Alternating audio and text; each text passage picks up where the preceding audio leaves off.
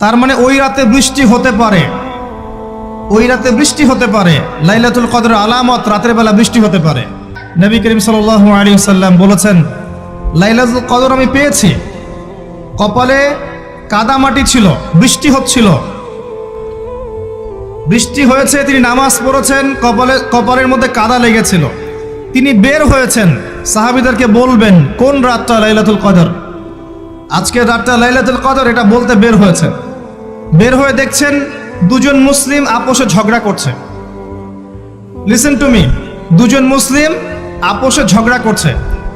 আমরা বলি না যে মুসলিমদের মাঝে ইখতিলাফগুলো রহমত, আমরা বলি না? দুজন মুসলিম আপোষে ঝগড়া করছে। এই কাজটার কারণে আল্লাহ রাব্বুল আলামিন নবী সাল্লাল্লাহু আলাইহি ওয়াসাল্লামের হৃদয় থেকে এই কথাটাকে তুলে নিলেন। তিনি আর বললেন না এক্স্যাক্টলি কোন রাতে লাইলাতুল কদর ছিল, তিনি বলতেই বেরিয়েছিলেন যে কোন রাতে লাইলাতুল কদর ছিল। আমাদের ইখতিলাফের কারণে আমরা সেই নির্দিষ্ট রাতটাকে হারিয়ে ফেলেছি। তবে এর মধ্যেই খায়ের আছে, এর মধ্যেই কল্যাণ আছে। আরবিতে একটা প্রবাদ আছে, কুল্লু শার ইউজাদু ফিহিল খায়র, প্রত্যেকটা অকল্যাণের পিছনেই কোনো না কোনো কল্যাণ আছে। নির্দিষ্ট করে বলে দিলে আমরা বাকি রাতগুলো জাগতাম না। নবী সাল্লাল্লাহু আলাইহি ওয়াসাল্লাম এখন বললেন যে আমাকে ভুলিয়ে দেওয়া হয়েছে কোন রাত, তোমাদের ঝগড়ার কারণে। অতএব তোমরা শেষ দশকের বিজোড় রাতগুলোকে তালাশ করো। শেষ দশকের বিজোড় রাত বলতে 21-এর রাত, 23-এর রাত, 25, 27, 29, এই 5টা রাতের যে কোনো একটা লাইলাতুল কদর। এই রাতে ইবাদত করলে এত নেকি হচ্ছে, কারণটা কি? রাত আর দিন কি ডিফারেন্ট কিছু?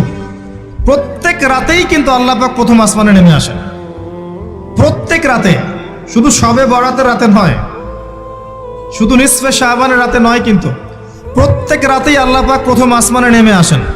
তিনি কিভাবে নেমে আসেন এটা ব্যাখ্যা করার দরকার নেই আমাদের। আল্লাহ পাক বলেছেন নেমে আসি, বাস আসি। কারণ সবকিছু আমরা যুক্তি, বিজ্ঞান, দর্শন দিয়ে প্রমাণ করতে পারবো না। পারবো? সায়েন্সকে জিজ্ঞাসা করেন যে স্বপ্নের ব্যাখ্যা কি, ঘুম কাকে বলে, আত্মা কাকে বলে, আত্মা কঠিন না তরল না বায়বীয়, পারবে সায়েন্স ব্যাখ্যা করতে? কবরের আযাব কি, জিন জাতি কি, জিন জাতি কাকে বলে, জিন জাতি কেমন দেখতে, মালায়েকা কেমন, তারা কিভাবে কাজ করে, তাদের ফাংশন কি, তারা কি ব্যাখ্যা করতে পারবে? আমাদের একটা চেতনা তৈরি হয়েছে, সায়েন্স যা বলবে তাই সত্য। এই চেতনা পুরোপুরি সত্য নয়। কোরআন এবং সুন্নাহ, আল্লাহ এবং তার রাসূল যা বলবেন সেটাই চূড়ান্ত সত্য। এর বাইরে সত্য মিথ্যার চূড়ান্ত কোনো মানদণ্ড নাই। হ্যাঁ, সায়েন্সের ভিত্তি আমরাই দিয়েছি, এটা অমুসলিমরা দেয়নি, এর ভিত্তি মুসলিমরা দিয়েছে। পরবর্তীতে এরা এর উপর ঘষা মাজা করেছে। এখন সায়েন্টিফিক এবং টেকনোলজিক্যাল রেভলিউশন আসছে পশ্চিমা সভ্যতা থেকে। এই সভ্যতার ধারক বাহক ছিলাম আমরা। সভ্যতা এদের দ্বারা শুরু হয়নি, সভ্যতা নবীদের দ্বারা শুরু হয়েছে। তো সবকিছু সায়েন্স দিয়ে ব্যাখ্যা করা যাবে এমন নয়, কারণ সায়েন্সের সীমাবদ্ধতা আছে, আল্লাহর জ্ঞানের কোনো সীমাবদ্ধতা নাই।